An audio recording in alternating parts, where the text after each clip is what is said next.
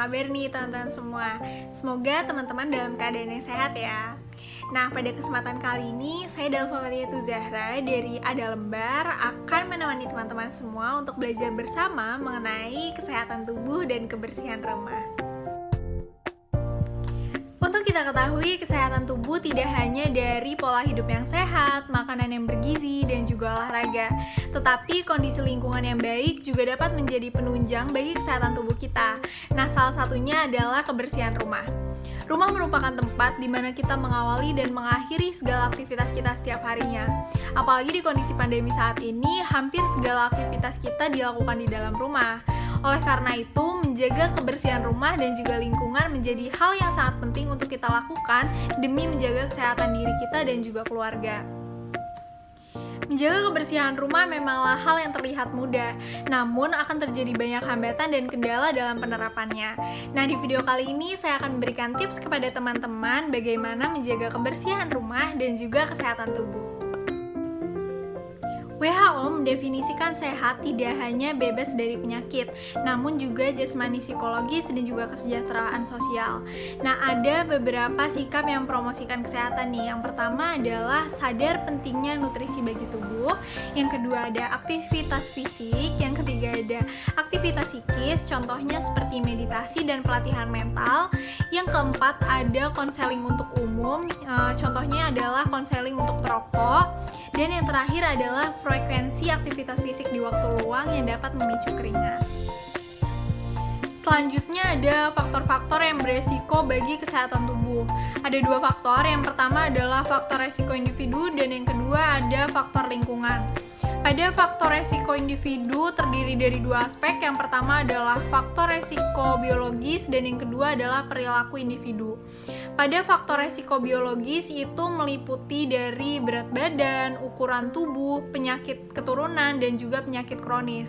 Nah, pada perilaku individu ini meliputi dari kecanduan, nutrisi yang salah, makanan yang berlebih atau kurang, dan berkinerja tinggi. Nah, selanjutnya ada faktor-faktor yang melindungi kesehatan. Sama seperti tadi ada dua faktor juga. Yang pertama adalah faktor pelindung individu dan yang kedua ada faktor pelindung lingkungan.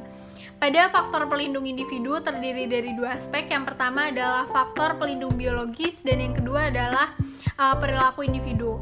Pada faktor pelindung biologis meliputi berat badan, keseimbangan psikis, dan juga tidak ada penyakit kronis. Dan pada perilaku individu meliputi memilih makanan yang sehat, kemudian manajemen waktu yang baik, tidur yang cukup, tidak ada kecanduan, dan memeriksa kesehatan secara rutin serta olahraga.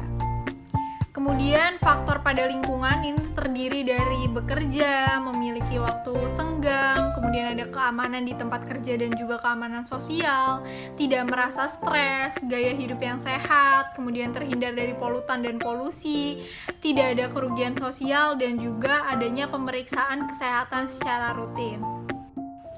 Nah, ada beberapa kegiatan yang dapat teman-teman lakukan untuk meningkatkan dan juga memelihara kesehatan.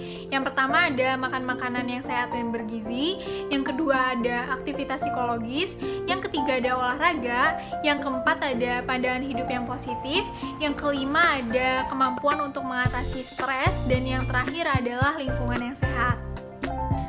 Seperti yang telah saya singgung di awal, mengenai kebersihan rumah adalah salah satu hal yang dapat menunjang kesehatan tubuh. Ada beberapa hal yang perlu teman-teman ketahui. Yang pertama adalah sumber zat yang tidak baik di dalam rumah. Di antaranya ada udara polutan yang masuk ke dalam rumah, udara di rumah yang terkontaminasi oleh asap rokok, bahan bangunan dan furniture yang dapat mengeluarkan polutan, kemudian suhu ruangan yang terlalu tinggi, dan juga pencemaran alam yang diakibatkan oleh jamur, tungau, virus, dan juga bakteri. Yang kedua adalah zat alergi di dalam rumah. Zat alergi yang pertama adalah tungau. Tungau ini hanya akan terlihat apabila seseorang menunjukkan reaksi alerginya. Nah, bagaimana cara kita untuk menghindari tungau? Yang pertama adalah kamar tidur kita harus berventilasi dengan baik. Yang kedua, kasur dan karpet harus secara sering dibersihkan menggunakan vakum. Zat alergenik yang kedua yaitu jamur. Zat alergenik jamur tidak dapat dilihat dengan mata telanjang. Zat ini berada di dalam spora jamur di mana dia akan menyebar melalui udara dan juga makanan. Nah, gimana sih caranya untuk mengatasi jamur? Yang pertama, bahan yang sudah berjamur itu sebaiknya dilepas dan dibuang. Yang kedua, jangan gunakan fungisida di dapur, di kamar tidur, dan juga di ruang tamu.